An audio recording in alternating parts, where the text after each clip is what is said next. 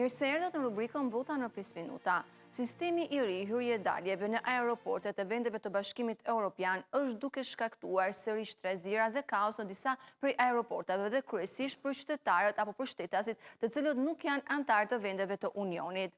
Sistemi i ri hyrje dhe daljeve i njohur ndryshe si ESS ka arritur ndjeshëm kohën e kontrollit të pasaportave për shtetasit jo antar të Bashkimit Evropian, ndërsa aeroportet dhe linjat aerore paralajmërojnë për pritje të gjata kryesisht gjatë sezonit veror, duke qenë se është periudha më e ngarkuar e lëvizjeve në aeroporte. Sipas Ivan Basato, drejtori kryesor i aviacionit në aeroportin Fiumicino të Romës, koha mesatare e kalimit në kontrollin kufitar është rritur nga rreth 7 minuta në 20 minuta, pavarësisht përmirësimeve të bëra në sistem. Ai tha se integrimi i sistemit të rihyrje daljeve me portat elektronike ka përmirësuar procesin, por sistemi ende nuk ofron të njëjtin nivel efikasiteti si më parë. Paralelisht edhe kompania aerore Ryanair u ka bërë thirrje pasagjerëve që udhëtojnë drejt Europës të planifikojnë kohë shtesë për procedurat kufitare, duke paralajmëruar se zbatimi i sistemit të ri po shkakton vonesa dhe radhë të gjata në disa aeroporte, madje ka patur raste ku qytetarët kanë humbur edhe udhëtimin e tyre.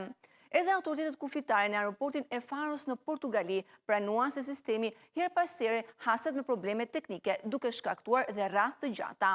Sipas mbikëqyrësit Pedro Oliveira, pritjet që më parë zgjasin rreth 10 minuta mund të kalojnë tashmë në 30 minuta, megjithse vonesa mbi një orë mbeten të rralla dhe zakonisht ndodhin vetëm kur mburin disa fluturime njëkohësisht. Komisioni Evropian deklaroi se ndërprerjet në shumicën e aeroporteve të Bashkimit Evropian janë të kufizuara dhe se do të vazhdojë të mbështetë shtetet anëtare në zbatimin e sistemit të ri. Krahas shteteve jo anëtare të Bashkimit Evropian, edhe shtetasit britanik, të cilët tashmë nuk janë pjesë e Unionit, janë duke hastur me vështirësi në aeroportet europiane, kryesisht për shembull edhe në aeroportin e Greqisë, e cila është edhe destinacioni kryesor për pushimet verore. Sistemi ESS është sistemi digital që regjistron hyrjet dhe daljet të shtetasve të vendeve jashtë Bashkimit Evropian në zonën Schengen, një masë kjo e marrë për të ushtuar kontrollin kufitar. Ai kërkon regjistrimin e gjurmëve të gishtërimve dhe fotografisë së udhëtarëve gjatë hyrjes në territorin Schengen, ndërsa të dhënat verifikohen edhe në momentin e largimit. Procesi kryhet kryesisht përmes kioskave automatike ose portave elektronike, ndërsa fëmijët në moshën 12 vjeç kontrollohen nga oficerët kufitar. Po ashtu në pikat e ndalimit, qytetarëve shtetasve u merr dhe informacioni se ku do të udhëtojnë dhe për sa kohë do të qëndrojnë në shtetin ku përjanisur.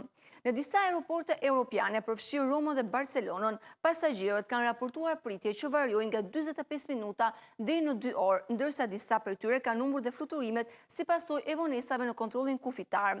Drejtuesit e aeroportave kërkojnë përmirësime të mëtejshme të sistemit, përfshirë eliminimin e procedurave të dyfishta dhe zgjerimin e përdorimit të aplikacionit të pararegjistrimit të Bashkimit Evropian, i cili aktualisht përdoret vetëm nga Suedia dhe Portugalia.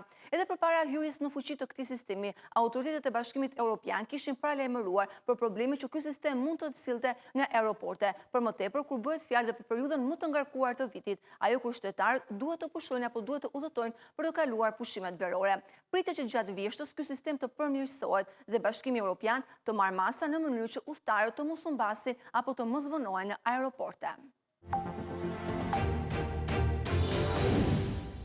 Në udhëheqjen e kryeministit Peter Magyar, Hungaria tashmë ka hyrë në një epokë të re.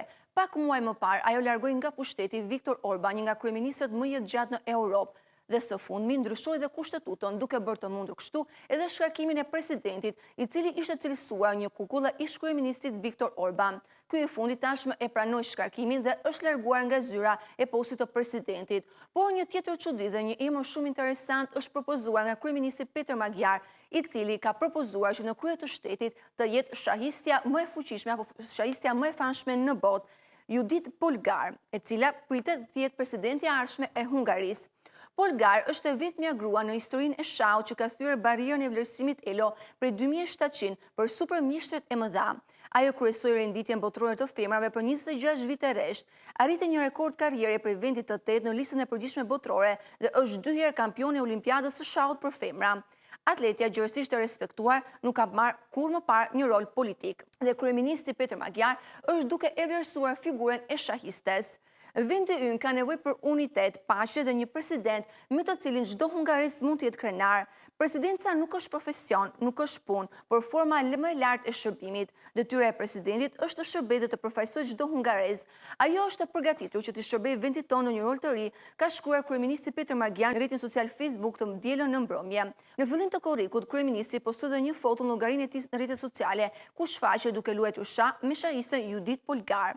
Dhe që atëherë ka patur spekulime të shumta nëse Hungaria ishte duke e konsideruar atë si kandidaten kryesore për kreun e shtetit. Vetë kryeministri është shprehur se do të ishte një nder i madh nëse Judith Polgar do të pranonte të ishte në krye të shtetit të merrte drejtimin e vendit. Pa kohë më parë në Netflix është publikuar dhe një dokumentar i cili është kushtuar shahistes me titullin Mbretërisha e Shahut, por ende nuk ka një përgjigje nëse ajo do të pranojë propozimin e kryeministrit Peter Magyar për të marrë kontrollin e Hungarisë. Dhe vendimi vjen pas ndryshimeve kushtetuese dhe shkarkimit të presidentit, i cili ishte cilësuar deri më tani një kukull ai ish presidentit Viktor Orban. Kryeministri Peter Magyar, që në nisje të marrjes së pushtetit në Hungari, ka paralajmëruar se ky vend, se Budapesti, është duke hyrë në një epokë të re, duke synuar këtu edhe përmirësimin e raporteve me Bashkimin Evropian. Këto ishin disa nga zhvillimet më të fundit në arenën ndërkombëtare. Së bashku do të shihemi sërish bota në 5 minuta në Euronews Albania.